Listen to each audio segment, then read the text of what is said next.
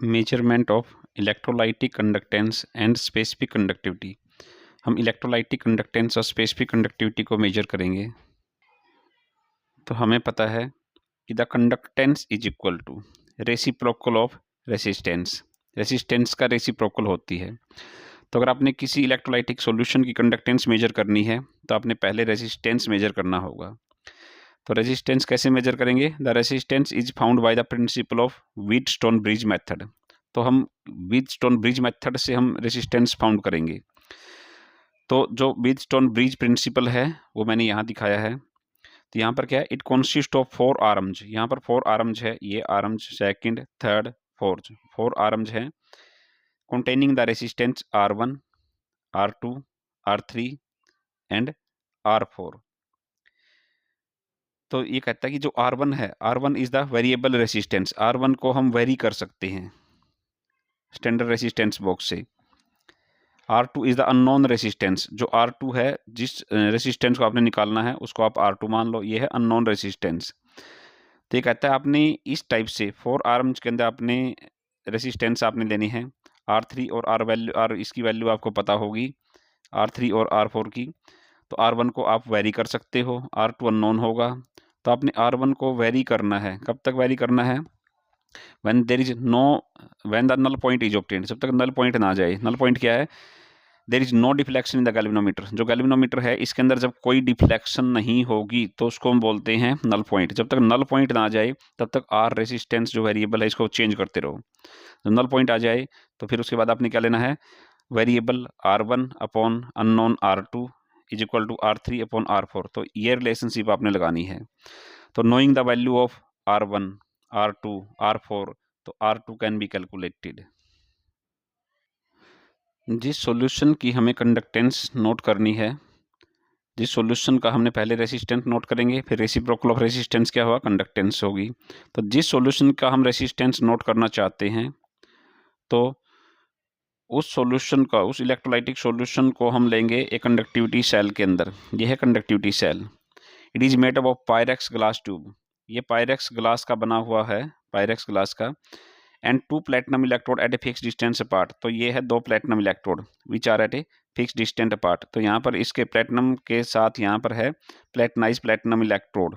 तो ये आगे हम डिस्कस करेंगे। तो जिस भी इलेक्ट्रोलाइटिक सॉल्यूशन की आपने रेसिस्टेंस निकालना है उसको आप इस कंडक्टिविटी सेल के अंदर लोगे। इस कंडक्टिविटी सेल, ये कंडक्टिविटी सेल जो है ये पायरेक्स ग्लास का बना हुआ है और इसके अंदर 2 प्लेटिनम इलेक्ट्रोड हैं which are at a fix distance apart. फिर इस आपके पास जो ये सेल है तो आपने इस टाइप का अरेंजमेंट आपने लेना है। तो यहाँ पर आपने variable resistant, standard resistant box से यूज करना है, वेरी करना है रेसिस्टेंट। फिर यहाँ पर जो रेसिस्टेंट होगा, यहाँ पर जो रेसिस्टेंट होगा वो क्या होगा? यहाँ पर सॉल्यूशन का जो रेसिस्टेंट है, तो रेसिस्टेंट मान लेते हैं यहाँ पर x।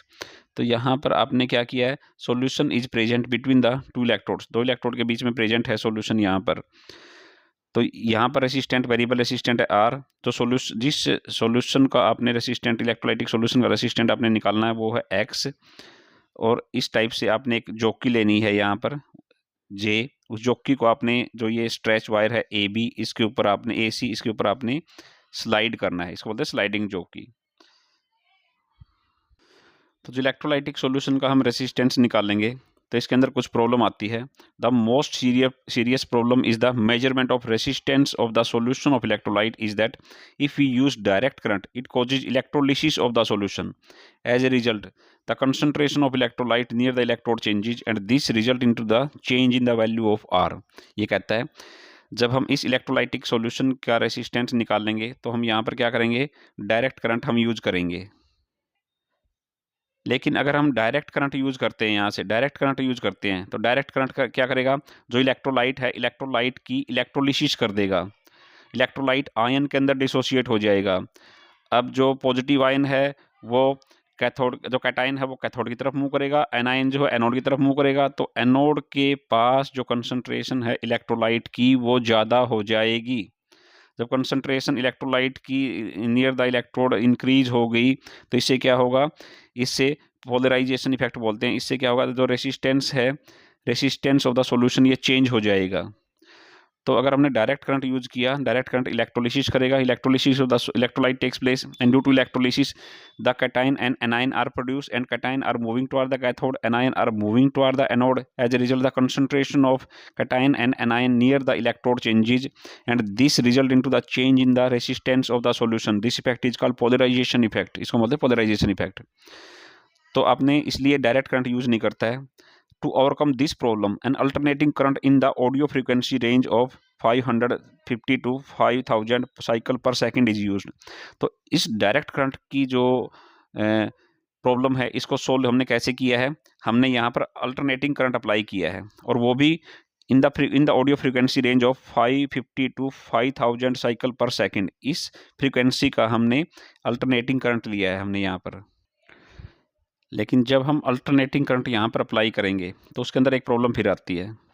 प्रॉब्लम क्या है कि जब हमने यहाँ पर however when the alternating current is used, जब हम अल्टरनेटिंग करंट यूज करेंगे the ordinary galvanometer fail to detect the null point. तो जो ऑर्डिनरी गैल्वेनोमीटर है वो नल पॉइंट को डिटेक्ट करने में फेल हो जाता है। तो hence galvanometer is replaced bye earphone. इसलिए हम जो गैल्वेनोमीटर है यहाँ पर गैल्वेनोमीटर की बजाय हम क्या करेंगे, एक ईयरफोन हम यूज करेंगे।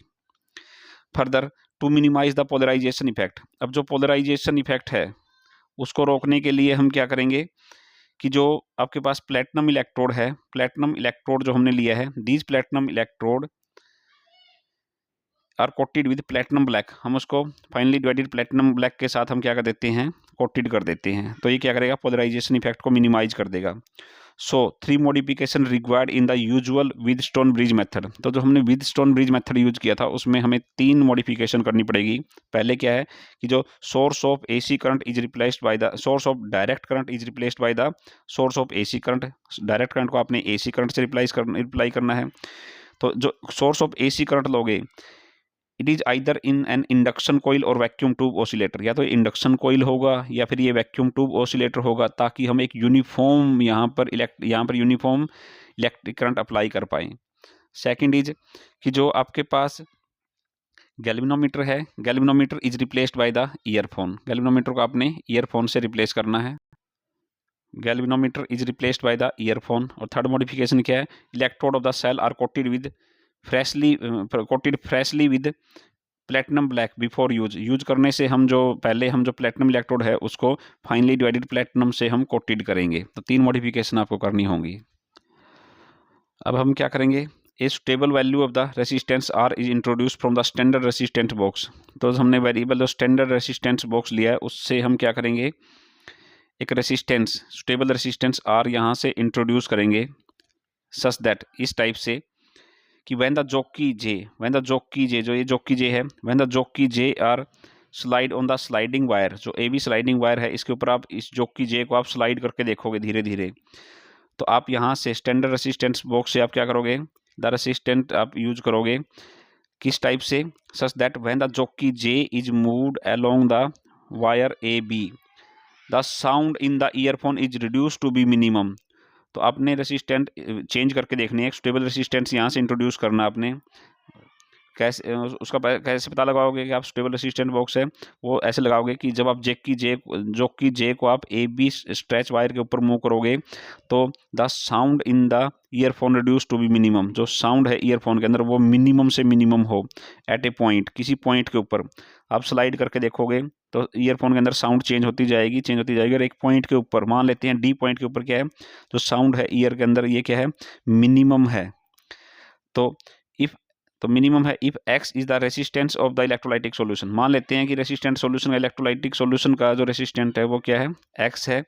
तो व्हीटस्टोन ब्रिज प्रिंसिपल से हम लिख सकते हैं, यहाँ पर कैसे लिखेंगे, resistance R divided by resistant X is equal to the resistant of wire A D divided by resistant of wire D सी,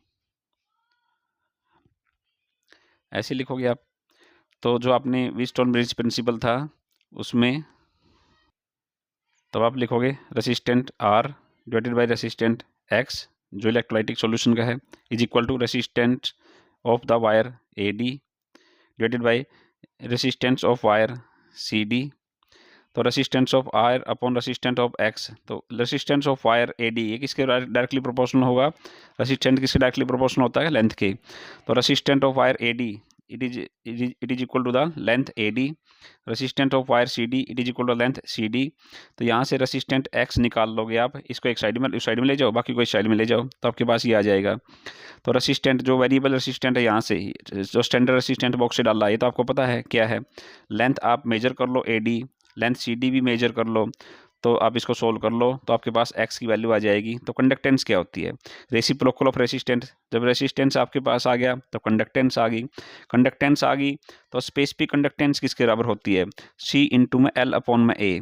तो कंडक्टेंस आपके पास आ गई, तो कंडक्टेंस आ गई, तो जो सेल है इस सेल का अगर आपके पास L/A क्या है, सेल कांस्टेंट, अगर इस सेल का सेल कांस्टेंट आपको पता है तो आप सेल कांस्टेंट से कंडक्टेंस को मल्टीप्लाई कर देना, तो स्पेसिफिक कंडक्टेंस आ जाएगी आपके पास।